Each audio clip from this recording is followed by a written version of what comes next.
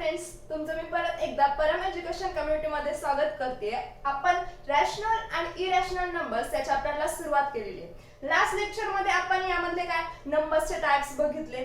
अजून आपण practice set 1.1 सुद्धा सॉल्व केला होता। त्यामध्ये कुठले एक्झाम्पल आपण सॉल्व केलेले तर नंबर्स लाईन, आपण नंबर्स लाईन शिकलो होतो। त्यावरती जे रॅशनल नंबर्स असतात ते कसे शो करायचं ते आपण शिकलो आणि त्यावरतीच आपण तो प्रॅक्टिस सेट सॉल्व केला होता। तर आज आपल्याला काय शिकायचं, नंतरचा टॉपिक काय, comparison of rational numbers.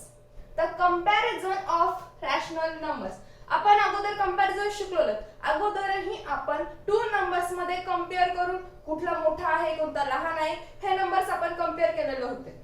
Comparison of rational numbers अगोदरचे आपण जे कंपेअर केलेले होते नंबर्स ते खूप सोपे होते, ते रॅशनल नंबर्स नव्हते। रॅशनल नंबर्स कुठले आपण लास्ट लेक्चर मध्येच बघितले की रॅशनल नंबर्स कोणते असतात, जे की m/n च्या फॉर्म मध्ये असेल आपण त्यांना काय म्हणत असतो, रॅशनल नंबर। जे m/n च्या फॉर्म मध्ये असेल आपण त्याला रॅशनल नंबर म्हणत असतो। फक्त एक कंडिशन कुठली होती की हा जो डिनॉमिनेटर आहे n हा काय पाहिजे, n is not equal to 0 पाहिजे। हा n 0 असला तर आपल्याला चालेल, फक्त हे कंडिशन लक्षात ठेवायची होती की n is not equal to 0 पाहिजे। जर n 0 झाला तर काय मग एक नॉट डिफाइन मिळतं, एक ती व्हॅल्यू म्हणजे ते रॅशनल नंबर राहत नाही। ठीक आहे, तर आपला टॉपिक काय, कंपॅरिझन ऑफ रॅशनल नंबर्स। आता जे रॅशनल नंबर्स आहे त्यामध्ये आपल्याला कंपेअर करायचं की कुठला मोठा आहे कुठला लहान आहे। आता हे कंपेअर करताना आपण कुठले सिम्बॉल्स यूज करत असतो, ग्रेटर दॅन साठी आपण हा सिम्बॉल यूज करतो, लेस दॅन साठी हा, आणि एक इज इक्वल्स टू हा सिम्बॉल सुद्धा आपण यूज करतो। का तर जर दोन्ही नंबर्स सेम असले तर आपल्याला हा इज इक्वल्स टू चा सिम्बॉल यूज करायचा असतो। अगोदर आपण जे एक्झाम्पल्स बघितले होते जेव्हा की आपण कंपेअर करायचो दोन नंबर्स मध्ये, ते कसे होते, अगोदर तो सोपे होते, काय 5 4 या दोघांमध्ये जर कंपेअर करायचे आपल्याला तर 5 आणि 4 आहे। 5 आणि 4 मध्ये कोणता मोठा आहे नंबर, 5 आहे। मग आपण हा सिम्बॉल जो मोठा असेल त्याच्याकडे ते सिम्बॉल यूज करायचो, म्हणजे या साइडला आता 6 आहे आणि 8 आहे, यामध्ये कंपेअर करायचे कुठला नंबर मोठा आहे, 8 आहे, तर हा सिम्बॉल आपण यूज करायचो, म्हणजे 6 इज लेस दॅन 8। तसंच आपल्याला या रॅशनल नंबर मध्ये सुद्धा कंपॅरिझन करायचंय। फक्त काय तर रॅशनल नंबर म्हटल्यावरती ते m/n च्या फॉर्म मध्ये असणार आहे। मग काय, जर रॅशनल नंबर सपोज दोन आपण रॅशनल नंबर घेऊया 1/2 आणि 3/2, यामध्ये काय कुठला मोठा आहे, मग 1/2 मोठा आहे की 3/2 मोठा आहे। जेव्हा आपण रॅशनल नंबर मध्ये कंपॅरिझन करणार आहोत दोन नंबरची, तेव्हा एक लक्षात ठेवायचंय, हा जो डिनॉमिनेटर असणार आहे तो काय सेम पाहिजे, तेव्हाच आपण ते कंपॅरिझन करू शकतो। जर डिनॉमिनेटर सेम नसेल तर मग ते कंपॅरिझन कसं करायचं दोन नंबर मध्ये, तर त्याचे काही कंडिशन्स काही मेथड्स आहेत ते आपल्याला समोर बघायचे। पण बघा, सुरुवातीला मी सांगितले की काय, हा जो डिनॉमिनेटर आहे हा झाला न्यूमरेटर आणि हा आहे डिनॉमिनेटर। ठीक आहे, आता यामध्ये 1/2 आणि 3/2 डिनॉमिनेटर सेम आहे। मग आपण जर डिनॉमिनेटर सेम असल्यावरती काहीच विचार नाही करायचा, फक्त काय हे जे न्यूमरेटर मध्ये नंबर्स आहेत ते चेक करायचे, जे मोठे असेल त्याकडे ते साइन देऊन टाकायचं। मग आता इथे काय आहे 1 आणि 3, यामध्ये 3 मोठा आहे, मग साइन कुठे येऊन जाईल, यांच्याकडे, म्हणजे 1/2 इज लेस दॅन 3/2। ठीक आहे, म्हणजे 1/2 हा लहान आहे 3/2 पेक्षा, आणि हे साइन या साइडला येऊन जाईल 3/2 कडे, म्हणजे 3/2 मोठा आहे म्हणून। हे झालं आपलं एक सिंपल एक्झाम्पल जे की आपण कंपेअर केलं रॅशनल नंबरला। आता काय म्हटलं होतं मी, जर डिनॉमिनेटर सेम नसेल मग तेव्हा काय करायचं, बघा जर कंपॅरिझन करायला सांगितलं तुम्हाला दोन रॅशनल नंबरचं आणि डिनॉमिनेटर सेम नाहीये, तर डिनॉमिनेटर आपल्याला सेम करायचं सुरुवातीला। ठीक आहे, तो डिनॉमिनेटर सेम करून करायचा, तेव्हाच आपल्याला ते कंपॅरिझन करता येईल त्या दोन रॅशनल नंबर मध्ये, नाहीतर ते कंपॅरिझन कसं करता येणार।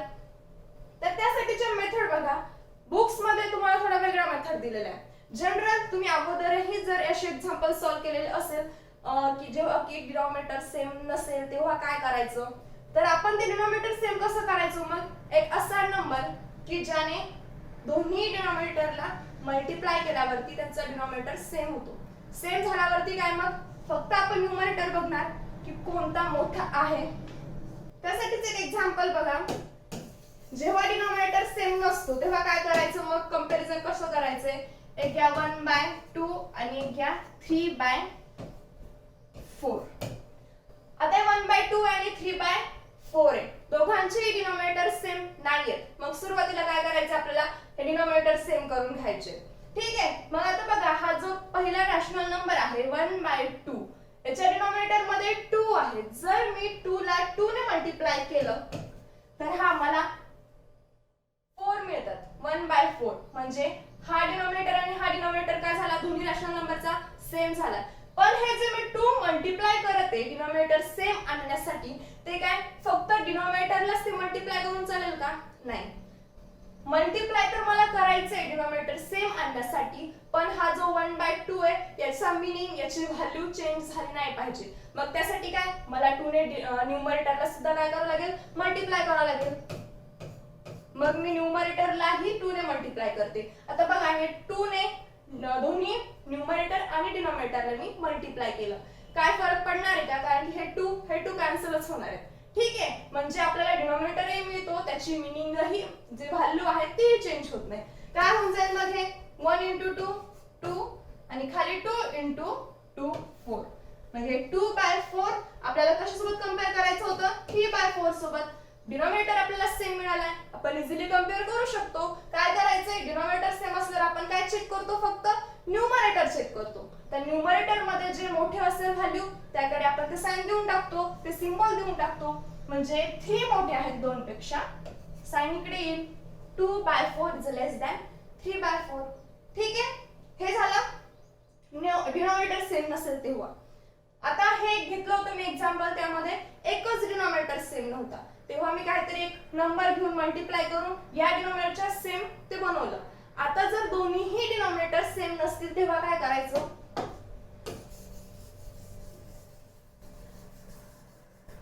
बघा. नंतर एक्झाम्पल घेऊ आपण, दोन्ही डिनॉमिनेटर सेम नसतील असे रॅशनल नंबर घेऊ आपण. 3/5 आणि इकडे घेऊ 4/3. काय, एक पहिला रॅशनल नंबर आहे 3/5 आणि दुसरा आहे 4/3. डिनॉमिनेटर सेम आहे का, सेम नाहीये. याचं कंपॅरिझन साठी काय पाहिजे असतं, आपल्याला डिनॉमिनेटर सेम पाहिजे असतो. मग इथे आहे 5 डिनॉमिनेटर मध्ये आणि इथे 3. एक असा नंबर की ज्याला 5 ने मी मल्टिप्लाय केल्यावरती आणि 3 ने एखाद्या नंबरला मल्टिप्लाय केल्यानंतर मला काय सेम डिनॉमिनेटर मिळाला पाहिजे. मग 5 ने इथे 3 ला मल्टिप्लाय करते मी आणि हा 3 ला 5 ने मल्टिप्लाय करते. पण डिनॉमिनेटरलाच मल्टिप्लाय करून चालेल का, नाही. आपल्याला त्याची व्हॅल्यू सुद्धा चेंज नाही झाली पाहिजे ना. मग हेच 3 न्यूमरेटरला सुद्धा मल्टिप्लाय करावं लागेल आणि हे 5 इथे न्यूमरेटरला सुद्धा काय करावं लागेल, मल्टिप्लाय करावं लागेल. हे काय होईल मग, 3 3 जा 9, 5 3 जा 50. आणि सेकंड रॅशनल नंबर 4 × 5 20 आणि डिनॉमिनेटर मध्ये 5 × 3 50. काय झालं, एक डिनॉमिनेटर सेम मिळाला. आता आपण काय करू शकतो, कंपेअर करू शकतो दोन्ही रॅशनल नंबर, कोणता मोठा आहे कोणता लहान आहे.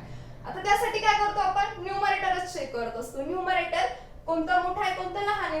हे 9 लहान आहेत 20 पेक्षा, मग हे साइन कुठे येऊन जाईल, या साइडला, कारण की 20/50 मोठे आहेत 9/15 पेक्षा. म्हणजे 9/50 इज लेस दॅन 20/50. अशा प्रकारे काय करायचं, आपल्याला रॅशनल नंबरचे कंपॅरिझन करायचे. 2 रॅशनल नंबर मध्ये कंपॅरिझन करायचे. काय सांगितलं मी सुरुवातीला, परत एकदा बघा. जेव्हा अगोदर तो इझी एक्झाम्पल्स होते 5 4, फक्त तुम्हाला नॅचरल नंबर्स असायचे किंवा मग होल नंबर, इव्हन नंबर असेच असायचे, ज्यामध्ये तुम्हाला काय करायचं होतं, कंपेअर करायचं होतं. ते तुम्ही इझिली सांगू शकत होता. पण हे आता रॅशनल नंबरचे कंपॅरिझन करायचे म्हणजे आपल्याला जो डिनॉमिनेटर असतो त्याकडे जास्त लक्ष द्यायचं की डिनॉमिनेटर सेम असायला पाहिजे. जर डिनॉमिनेटर सेम नसेल तर आपल्याला तो सेम आणायचा आहे. ठीक आहे, तो सेम आणायचा आहे. आणि नंतर मग आपण न्यूमरेटर बघणार, जो नंबर मोठा असेल त्याकडे ते साइन सिम्बॉल देऊन टाकणार, मग ते झाला मोठा नंबर. अशा प्रकारे आपल्याला काय करायचंय, रॅशनल नंबरचं कंपॅरिझन करायचंय. पण अजून एक बघा, कंपॅरिझन तुम्हाला नंतर काय दिलेलं आहे यामध्ये, we know that for any pair of numbers on a number line the number to the last left is smaller than the other. Also, the numerator and denominator of a rational numbers is multiplied by non-zero number. Then the value of rational numbers does not change. बघा, एका number जी number line आहे आपली, जी आपण शिकलो सुरुवातीलाच, number line वरून सुद्धा आपल्याला ते सांगता येतं. कसं नंबर लाईन कशी असती? अगोदर एक स्ट्रेट लाईन, फक्त स्ट्रेट लाईन काढून चालते का? नाही. ती कंप्लीट कधी होते नंबर लाईन? दोन्ही साईडला काय पाहिजे असतं आपल्याला? एरो. मिडलला काय? 0. 0च्या राईट हँड साईडला कोणत्या व्हॅल्यू येतात? पॉझिटिव्ह, म्हणजे +1 +2 +3 अँड सो ऑन. 0च्या लेफ्ट हँड साईडला कोणत्या व्हॅल्यूज येतात? Negative, -1 -2 -3 and so on.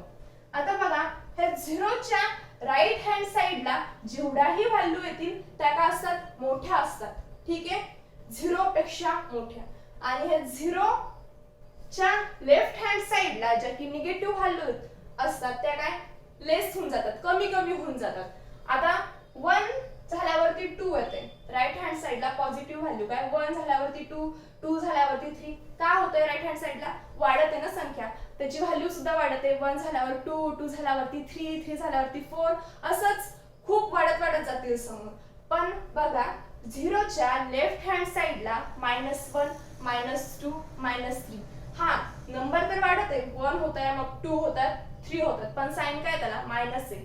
मग निगेटिव्ह मध्ये किती जेवढा मोठा नंबर असतो तेवढीच त्याची व्हॅल्यू कमी असते. आणि ती जर तुम्ही 0 सोबत कंपेअर केली तर त्या निगेटिव्ह व्हॅल्यू पेक्षा 0 मोठा असतो. का? मी आता सांगितलंय, या साइडला जेवढे नंबर येणार झालेत ते कसे असणार आहेत? मोठे असणार आहे या साइड पेक्षा. कारण की ही साइड काय? निगेटिव्ह आहे आणि ही साइड आहे पॉझिटिव्ह. आता -1 -2 -3. -2 पेक्षा -1 मोठे, -3 पेक्षा -2 मोठे. इकडे कसं आहे? उलट. पॉझिटिव्ह नंबर आहेत, मग ते एक एकनी वाढत आहे, मोठे होत आहेत. पण इकडे काय? हे जे -1 आहे, नंतर -1 चे -2 होते, नंतर -3 होते, म्हणजे काय? ते एक एकनी कमी होत जाते. म्हणजे ह्या व्हॅल्यू आहेत काय? लेस होऊन जात आहेत. म्हणजे जेवढी मोठी व्हॅल्यू असणार आहे ती तेवढी लहान असणार आहे, जसं की मी सांगितले. आणि जर आपण तिला 0 सोबत कंपेअर केला तर 0 मोठा असणार आहे त्या मायनस व्हॅल्यू पेक्षा. 0 मोठा असणार आहे त्या मायनस व्हॅल्यू पेक्षा. आता -3, 0 यामध्ये कुठला नंबर मोठा आहे? मग -3 मोठे आहेत की 0 मोठे आहेत? 0 मोठा आहे, कारण की 0 पेक्षा ही कुठे जातात? -3 लेफ्ट हँड साइडला जाते. आणि सांगितले जर ते लेफ्ट हँड साइडला जातात म्हणजे ते काय? लहान लहान होत आहेत नंबर.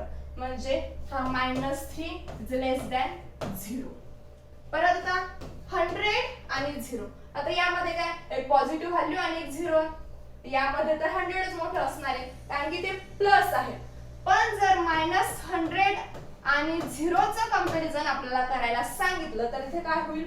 हे -100 आहे आणि हे 0 आहे, म्हणजे यामध्ये 0 मोठा आहे. ठीक आहे, -100 पेक्षा 0 मोठा आहे. नंबर लाईन वरूनही ते लक्षात ठेवायचे. नंतर मग आपण याच्यावरचे एक्झाम्पल सॉल्व्ह करू. त्याआधी बघा, अगोदर मी सांगितलं की डिनॉमिनेटर सेम नसतील तर काय करायचं? आपल्याला अगोदर डिनॉमिनेटर सेम करायचे. हे मी जनरल सांगून दिलं की आपल्याला काहीतरी मल्टिप्लाय करून डिनॉमिनेटर मध्ये काय ते डिनॉमिनेटर दोन्ही रॅशनल नंबरचे सेम करायचे. पण बुक मध्ये सुद्धा काही कंडिशन्स दिलेल्या आहेत. जर डिनॉमिनेटर सेम नसेल तर कुठल्या कंडिशन यूज करायच्यात? बघा, 3 दिलेल्या आहेत तुम्हाला. जर the following rules are useful to compare two rational numbers. If a, b, c are rational numbers such that b and d are positive, then काय? पहिली कंडिशन आहे if a into d is less than b into c, तेव्हा काय असणार आहे? a divided by b is less than c divided by d. बघा, पहिली condition काय? दोन रॅशनल नंबर कुठल्या फॉर्म मध्ये दिलेले आहेत त्यांनी? a, b आणि एक आहे c, d. ठीक आहे, a/b आणि c/d हे दोन रॅशनल नंबर जर असतील तर काय? डिनॉमिनेटर सेम आहे का यामध्ये? नाही, एक b आहे आणि एक d आहे. मग काय करायचं सांगितलं त्यांनी? a into d जर लेस दॅन लहान असेल b into c च्या, तर ते काय झालं? मग इथे कुठला सिंबल येणार? मग a by b is less than c upon d असतं. ह्या खूप सोप्या आहेत, याही तुम्ही लक्षात ठेवला तरी चालेल. काय a अपॉन b च्या फॉर्म मध्ये एखादा रॅशनल नंबर आहे आणि एक दुसरा रॅशनल नंबर आहे c अपॉन d च्या फॉर्म मध्ये. डिनॉमिनेटर सेम नाहीये, मग त्यासाठी काय म्हणतात ते, जर तुम्ही a इंटू डी केलं, a इंटू डी केलं आणि b इंटू c केलं, तर हा a इंटू डी जर लहान असेल b इंटू c च्या, तर तुम्ही डिरेक्टली जे रॅशनल नंबर्स दिलेले आहेत त्यामध्ये कुठला सिम्बॉल यूज करू शकता, मग हा a upon b is less than c upon d. म्हणजे जो पहिला रॅशनल नंबर असणार आहे तो लहान असणार आहे दुसऱ्यापेक्षा. दुसरी कंडिशन काय सांगितली त्यांनी, a into d is equals to b into c असेल, तर जे दोन रॅशनल नंबर असणार आहे ते सुद्धा इक्वल असणार आहे जर त्यांचा प्रोडक्ट, पण कसा प्रोडक्ट, क्रॉस प्रोडक्ट आहे बघा या दोघांचा, हे a into d is equals to b into c असेल, तर काय पहिला रॅशनल नंबर दुसरा रॅशनल नंबर एवढाच असणार आहे, दोन्ही काय असणार आहेत, इक्वल असणार आहे. हे c अपॉन d आहे. थर्ड कंडिशन कोणती सांगितली त्यांनी, if a into d is greater than b into c, then इथे काय, जेव्हा हे जे दोन रॅशनल नंबर आहेत आपण जे की कन्सिडर केलेले आहेत, a अपॉन b आणि एक c अपॉन d, जर इथे परत हा a इंटू d हा मोठा असेल b इंटू c च्या, तर जे रॅशनल नंबर असणार आहेत पहिला आणि दुसरं, ते पहिला रॅशनल नंबर मोठा असणार आहे दुसऱ्यापेक्षा, जसं की त्यांनी इथे लिहून दिलेलं आहे बघा. ह्या तीन कंडिशनचा यूज करायचा आहे कधी, जेव्हा रॅशनल नंबर जे डिनॉमिनेटर आहे सेम नसतील तेव्हा. फक्त काय करायचंय, या फॉर्म मध्ये लिहून घ्यायचं ते, किंवा कम्पेअर करा a b सोबत पहिला रॅशनल नंबर आणि दुसरा rational number c upon d सोबत. कम्पेअर केल्यानंतर हे ज्या कंडिशन्स आहेत त्या बघत जायचं की a इंटू d करा, ते a इंटू d बघा आणि b इंटू c बघा काय ते, ज्यामध्ये जर a इंटू d लहान असेल b इंटू c पेक्षा, तर त्या रॅशनल नंबर मध्ये सुरुवातीचा जो नंबर असणार आहे तो लहान असणार आहे दुसऱ्यापेक्षा. ठीक आहे. जी दुसरी कंडिशन काय आहे, परत a इंटू d करा, जर तो इक्वल असेल त्या b इंटू c च्या, तर मग त्या दोन रॅशनल नंबर मध्ये कुठलं साइन येणार आहे, इक्वलचं, ते दोन्ही काय असणार आहेत, सेम असणार आहे. थर्ड कंडिशन कुठली आहे, जर a इंटू d, ठीक आहे, a इंटू d हा मोठा असेल b इंटू c पेक्षा, तर ते दोन रॅशनल नंबर मधला पहिला रॅशनल नंबर मोठा असणार आहे दुसऱ्यापेक्षा. तर आपण हे जरा अवघड जाते असं समजून घ्यायला, आपण एक्झाम्पल घेऊन समजून घेऊयात. पहिलं एक्झाम्पल काय बघा, compare the numbers 5/4 and 2/3, write using the proper symbol of, आणि सिम्बॉल दिलेले नंबर काय दिलेले आहे, दोन रॅशनल नंबर, एक 5/3 दिलेला आहे आणि एक 2/3 दिलेला आहे. 5/4 आणि 2/3 दोघांमध्ये कम्पेअर करून आपल्याला सांगायचे कोणती लहान आहे कोणती मोठी आहे, या सिम्बॉलचा यूज करून. आता बघा यामध्ये डिनॉमिनेटर सेम आहे का, नाही. पहिला डिनॉमिनेटर आहे 4 आणि दुसरा आहे 3, मग आपल्याला डिनॉमिनेटर सेम करायचा आहे. पण आपण ज्या अगोदर कंडिशन्स बघितल्या होत्या त्यांनी सॉल्व करून बघूयात. हा झाला a अपॉन b सोबत मी त्याला कम्पेअर करते आणि याला c अपॉन d सोबत कम्पेअर करते, दुसरा रॅशनल नंबर. पहिली कंडिशन काय होती, a into d less than b into c असेल, तर ते रॅशनल नंबर मध्ये सुद्धा पहिला रॅशनल नंबर लहान असणार आहे दुसऱ्यापेक्षा. मग आता करा, a आहे हा आणि b आहे 4, c आहे इथे 2, d आहे 3. पहिली कंडिशन आपली a into d is less than b into c is equals to a upon b is less than c upon d असतं. म्हणजे a आहे 5, d आहे 3, यांचं मल्टिप्लिकेशन करतं 5 3 जा 15, आणि साइन अजून आपल्याला बघायचंय कुठले येतं. ठीक आहे, नंतर आपण ते साइन घेणार आणि त्या कंडिशन वरून चेक करणार. नंतर काय, b आहे 4 इंटू c काय आहे 2, 4 2 जा 8. बघा 15 आणि 8 हे कम्पेअर करा, आता हे सोपे जातील कम्पेअर करायला. 15 मोठे आहेत 8 पेक्षा, मग सिम्बॉल कुठे येणार, तो या साईडला 15 कडे, कारण की 15 मोठे आहेत 8 पेक्षा. मग कुठला कंडिशन यूज झाली इथे? ही थर्ड नंबरची, कारण की आपण प्रोडक्ट फाइंड केला a इंटू d चा, हा आपल्याला मोठा मिळाला b इंटू c चा, म्हणजे हे साइन यूज केलं. थर्ड कंडिशन आपल्याला इथे यूज करता येईल आणि त्या कंडिशनवरून काय लिहिता येईल मग की जो पहिला रॅशनल नंबर आहे 5/4 हा कसा आहे? मोठा आहे 2/3 पेक्षा. हे बस जनरल लिहिलेलं होतं. जेव्हा लेस दॅन आलं असतं तर इथे फक्त साइन चेंज झालं असतं, 2/3 कडे आलं असतं ते साइन. ठीक आहे, काय केलं मग आपण? अशा प्रकारे सुद्धा हे काय करता येतात? रॅशनल नंबर मध्ये कंपेअर करता येते. पण जसं आपण अगोदर बघितलं होतं, दोन नंबर आहेत, हेच घेते एक्झाम्पल. दुसऱ्या मेथडने कसं सॉल्व्ह करता येईल? 5/4 आणि 2/3 डिनॉमिनेटर सेम नाहीयेत, मग ते सेम आणायचे. इथे 4 आहे, इथे 3 आहे, तर याला ह्या 3 ने मल्टिप्लाय करा या डिनॉमिनेटरला आणि या 3 ला 4 ने करा. बघा 4 3 जा 12 आणि इकडे 3 4 जा 12. डिनॉमिनेटर सेम येतोय, पण काय विसरायचं नाहीये, डिनॉमिनेटरला सुद्धा त्याच नंबरने मल्टिप्लाय करायचंय. मग इथे 3 ने मल्टिप्लाय केलं होतं, तर इथेही 3 ने मल्टिप्लाय करावं लागेल आणि इथे 4 ने मल्टिप्लाय केलंय, तर या न्यूमरेटरला सुद्धा 4 ने मल्टिप्लाय करावं लागेल.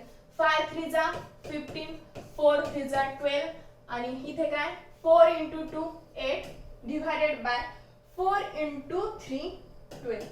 आता डिनॉमिनेटर काय सेम मिळाले आपल्याला. आपण न्यूमरेटरच बघत असतो, आता कुठला नंबर मोठा आहे, जो मोठा असेल त्याकडे आपण ग्रेटरचं साइन देऊन टाकतो. आता 15 मोठे आहेत 8 पेक्षा, मग साइन कुठे ना या साइडला. बघा या मेथडनी जरी सॉल्व्ह केला आणि या मेथडनी जरी सॉल्व्ह केला, कंपॅरिझन मध्ये जे साइन मोठा असणार आहे ते सेमच मिळाले आपल्याला. बघा इकडे पहिला जो रॅशनल नंबर होता तो मोठा मिळालाय दुसऱ्यापेक्षा आणि इथेही 15 हे म्हणजेच काय, हे rational number 5/4 is greater than 2/3. फक्त डिनॉमिनेटर सेम करण्यासाठी आपण त्याला 4 ने मल्टिप्लाय केले होते, म्हणून ते या फॉर्म मध्ये मिळाले. पण त्याचा फॉर्म हाच होता, एक्झाम्पल हेच होतं की 5/4 आणि 2/3. अशा प्रकारे आपल्याला हे कंपॅरिझन करायचंय दोन नंबर्स मध्ये. नेक्स्ट एक्झाम्पल आपण घेऊ. Compare the numbers -7/3 and -5/2. आता इथे काय मायनस साइन आलेले, पण डिनॉमिनेटर इथे चेंज आहे, म्हणजे सेम नाहीये. अगोदर आपण डिनॉमिनेटर सेम बनवूयात. जर डिनॉमिनेटर सेम नसेल तर साइन कडे सुद्धा लक्षच द्यायचं नाही. अगोदर ते डिनॉमिनेटर सेम करून घ्यायचे आणि नंतर साइन बघायचे. तर बघा आहे फर्स्ट नॅचरल रॅशनल नंबर आहे -3/7 आणि सेकंड आहे -5/2. तर -7/3 -5/2 याचे काय आपल्याला मग जे डिनॉमिनेटर आहे ते सेम करायचे. मग जर या 3 ला 2 ने मल्टिप्लाय करा आणि या 2 ला 3 ने मल्टिप्लाय करा. जास्त विचार करायलाही नाही लागत की डिनॉमिनेटर सेम करायला कुठल्या नंबरने मल्टिप्लाय करायचं. सेकंड रॅशनल नंबर मधला डिनॉमिनेटर घ्यायचा, फर्स्ट जो रॅशनल नंबर आहे त्या डिनॉमिनेटरला मल्टिप्लाय करून टाकायचा आणि जो फर्स्ट रॅशनल नंबर आहे त्यामधला डिनॉमिनेटर घ्यायचा आणि सेकंड रॅशनल नंबरच्या डिनॉमिनेटरला मल्टिप्लाय करून टाकायचा. डिनॉमिनेटर सेम होऊन जातील. आता 3 into 2 परत विसरायचं काय नाहीये, जे न्यूमरेटर आहे त्याला सुद्धा मल्टिप्लाय करून घ्यायचे त्याच नंबरनी. -2 into 7 -14 divided by 3 into 2 6. इकडे -5 into 3 -15 आणि डिवाइडेड बाय 2 into 3 6. आता इथे कोणता मोठा आहे? डिनॉमिनेटर सेम आलेले, डिनॉमिनेटर कडे आता लक्ष द्यायचं कामच नाही, फक्त काय बघणार आहोत आपण न्यूमरेटर चेक करणार आहोत. आता -14 मोठे आहेत की -15 मोठे? आठवा नंबर लाईन.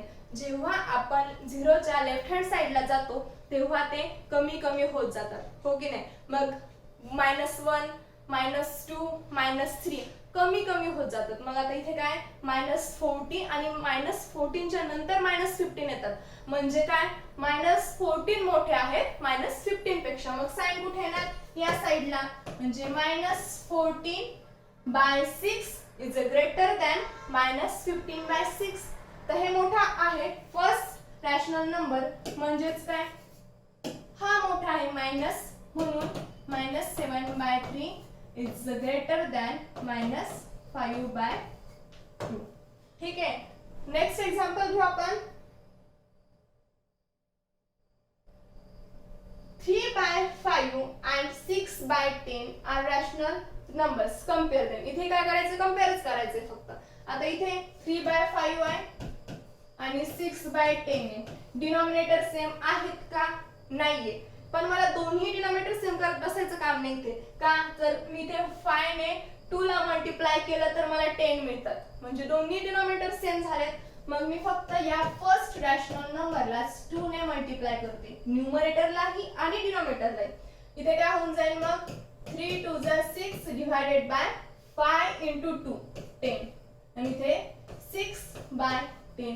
इथे काय झालं आता, 6/10 आणि 6/10 दोन्हीही रॅशनल नंबर सेम मिळाले. मग आता इथे कुठलं साइन यूज होईल, इक्वल्स टू. मग इथे इक्वलचं साइन. अजून आपण दुसऱ्या मेथडने सॉल्व करून बघूया, जे की बुक्स मध्ये होते. A/B आणि C/D या फॉर्म मध्ये असताना ज्या कंडिशन्स त्यांनी दिलेल्या होत्या 3, त्या बघू कुठल्या यूज होते इथे. आता हे 3/5 आहे आणि 6/10 आहे, म्हणजे हे A/B आणि हे C/D. A आहे 3, B आहे 5, C आहे 6 आणि D काय आहे 10. कंडिशन तर 3 त्यांनी दिलेलाच आहेत, पण तिन्ही कंडिशन मध्ये आपल्याला A into D आणि B into C करायचे. ठीक आहे. मग आता इथे काय, A into D आणि B into C. A आहे 3, D आहे 10 आणि नंतर B बघायचे, B आहे 5 आणि C आहे 6. 10 into 3 30 आणि इकडे 6 5 जा 30. बघा इक्वल मिळालं, 30 दोन्ही काय मिळाले, सेम मिळाले नंबर. इक्वल टू चं साइन तिथे यूज होईल. बघा कुठल्याही मेथडने यूज सॉल्व केलं, कंपेअर करायचं ठरवलं तर सेमच आन्सर मिळणार आहे. इथे इक्वल मिळालं, इथे इक्वल मिळालं. आता ते तुम्ही बघायचे कुठली इझी जाते आणि कुठल्या मेथडने तुम्हाला सॉल्व करायचंय. तर नेक्स्ट हा इथे आता हे इक्वल आहे म्हणजेच काय,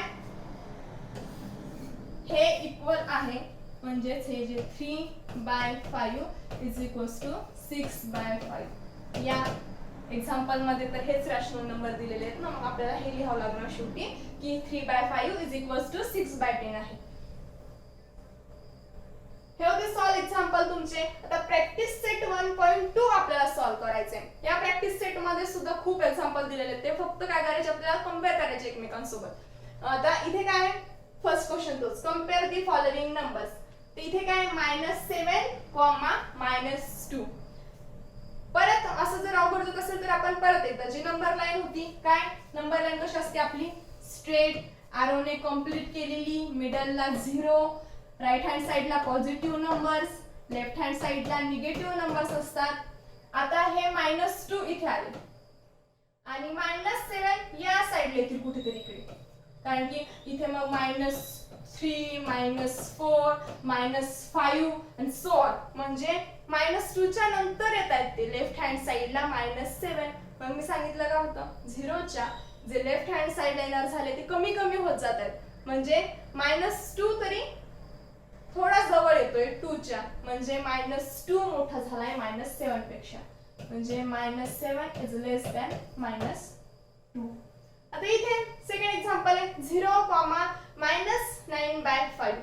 आता असं एक्झाम्पल आलं, एक 0 आहे नंबर आणि अजून एक और मध्ये त्याला दिलाय एखादा निगेटिव्ह नंबर, तर 0च मोठा असणार आहे. ते निगेटिव्ह नंबर कितीही मोठा असू देत तो लहानच असणार आहे. इथे -9/5, इथे काय मग 0 मोठे आहे -9/5 पेक्षा.